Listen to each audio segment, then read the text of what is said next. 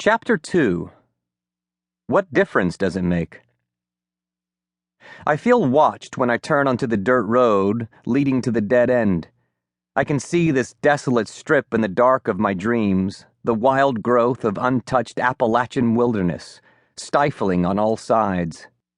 The hanging branch blocking the sun can't block the gaze of God. His face is always shown on this small stretch of land. Why, I don't know. The house resembles an uncle I haven't seen in years. A little more gray, a few more wrinkles. It would make a pretty picture on a postcard if I hadn't lived here for a chunk of my life. The shape by the window I park beside is surely Mom waiting for me. The front door of the quaint log cabin opens and she smiles.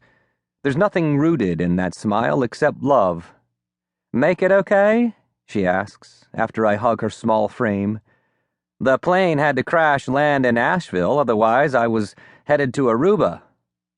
A little color might do you some good. How's Dad? Come into the kitchen for a while. He's fine. Just went down for a nap. Want something to drink? How about a shot of bourbon? Stop it."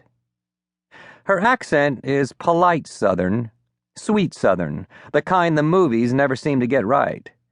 There's more character in that tone than in a bottle of some outrageously expensive vintage wine.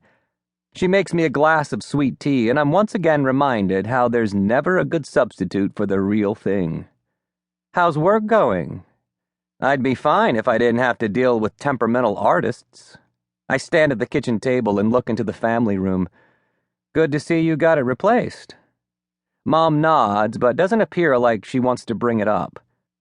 I sent them the check for the window. I guess I never really thought that the bookend I threw would actually go through 2 panes, but I wasn't really thinking about much of anything when I threw it, except how much I hated my father. I didn't want to break glass. I wanted to break his face. That was the last time I'd been here. The last thing I did before going out the door and driving away and vowing never to come back to this place. Mom remembers, but I'm sure Dad doesn't. I don't even know if he remembers who he is anymore, much less the curses I hurled out as I chucked some big block that looked like a remnant of a Roman sculpture from the New Testament. That was over a year ago.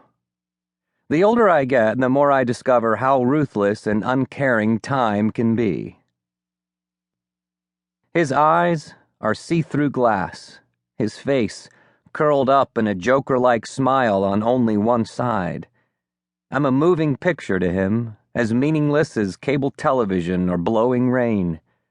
I'm ready, and I stand and swallow. "Hi, Dad."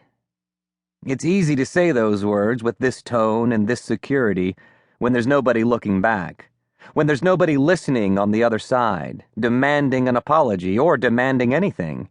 I see him shift forward, then back, in the wheelchair, so slight, steady, like the twitching hand of a clock with a dying battery. "It's Tyler," Mom says behind me, speaking in a way I've never heard her speak to my father. She's no longer a servant. She's now his interpreter. Hearing her words moves me more than seeing him here like this. Here but not here, alive and breathing but not really. He looks feeble and frail. The heart attack might as well have killed him. It took that strong, seemingly unbreakable backbone and snapped it in half. "Why don't you sit down?" I follow my mother's advice and then watch as she slips away. He coughs and sounds like an animal. I study the face. Then I just sit there for a long time. I hear myself take a breath. The things we take for granted. It's remarkable, really, this life. I want to ask God why he didn't just take him. What purpose does this shell of a man in front of me have? God's timing, I hear Charles W. Harrison say. "You can't speak to me, you're a vegetable." Want to know what hell is, son? Don't ask me that question again. I see you and hear you, TW.